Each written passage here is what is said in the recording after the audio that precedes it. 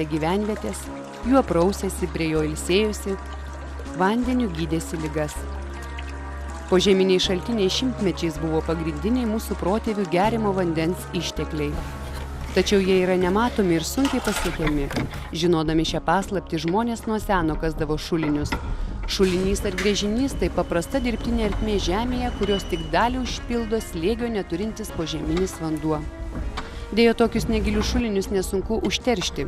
Kartais žmonės net nesusimastydami išsikasa juos šalia tvartų, kuriuose laikomi galvijai, arba aplink sodybas plyti trąšomis purškiami laukai, netoliese įsikūrusios fermos, degalų saugyklos. Nors šulinių vanduo atrodo švarus ir skanus, dažnai jis būna užterštas bakterijomis ir nitratais. Tokį vandenį gerti ir naudoti maisto gaminimui labai pavojinga. Jei bakterijas galima panaikinti mechaniniu biologiniu būdu, tai nitratų iš vandens išvalyti neįmanoma. Nitratais užterštas geriamas vanduo patekęs į žmogaus organizmą gali sukelti sunkių sveikatos sutrikimų. Deja, Lietuvoje iki 55% iškastų šulinių yra užteršti nitratais ir bakterijomis.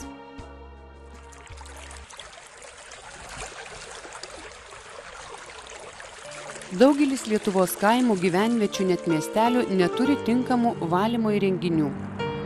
Buitinė tarša, žemės ūkio intensyvumas, industrializacija, urbanizacija išmeta į aplinką ir vandens sistemas daug teršalų, kurie ilgainiui patenka į upes ir požeminius vandenis. Vandens užterštumo kaina didžiulė.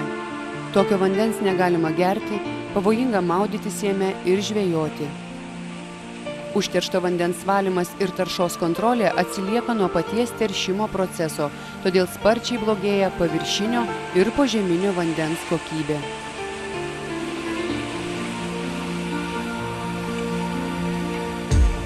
Ypač pavojinga užteršti požeminį vandenį. Tokią taršą pamatome ne iš karto. Užteršto požeminio vandens beveik neįmanoma išvalyti iki natūralaus lygio. Dėl nerūpestingos ir aplaidžios žmonių ūkinės veiklos, kai kurie požeminiai vandens sluoksniai tampa naftos produktų kaupyklomis.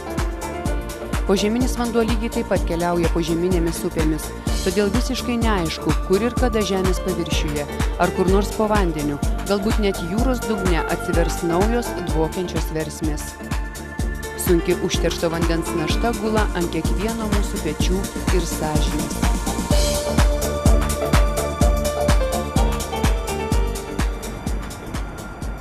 Šiandien daugelį Europos valstybių švarus vanduo suprantamas kaip Dievo dovana. Todėl nieko nedaroma jam išsaugoti ir apsaugoti. Nenuostabu, kad netgi 3-ojo tūkstantmečio pradžioje dar daug žmonių serga viduramžiams būdingomis ligomis – cholera, dizenterija, hepatitu ir kitomis. Nemažai daliai žmonių tiesiog trūksta švaraus vandens ar paprasčiausių sanitarinių sąlygų. Iš maždaug 877 milijonų Europos ir Centrinės Azijos gyventojų beveik 140 milijonų, tai yra 16%, neturi vandentiekio.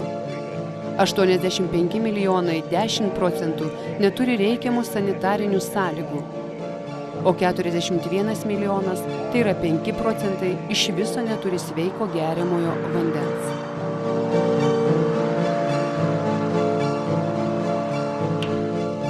Daugelyje šalių vandens ištekliai tiesiog netausojami. Kai kuriuose Europos valstybėse netinkamai eksploatuojamuose vamzdynuose netenkama net 80% iš žemės gelmių išsiurbiamo vandens. Apskaičiuota, kad 2025 metais mūsų planetoje gyvens per 9 milijardų žmonių. Visiems jiems reikės vandens – gerti, valgiui gaminti, sanitarinėms sąlygoms tenkinti ir vis labiau augančiai pramoniai. Gamtos pokyčių vertinimai neišvengiami. Mes patys privalome keisti savo požiūrį į vandens naudojimą ir apsaugą. Šiandien jau nebegalime laukti. Atėjo laikas, kai kiekvienas iš mūsų turi suvaidinti savo vaidmenį, išsaugojant vandens išteklius ateities kartoms.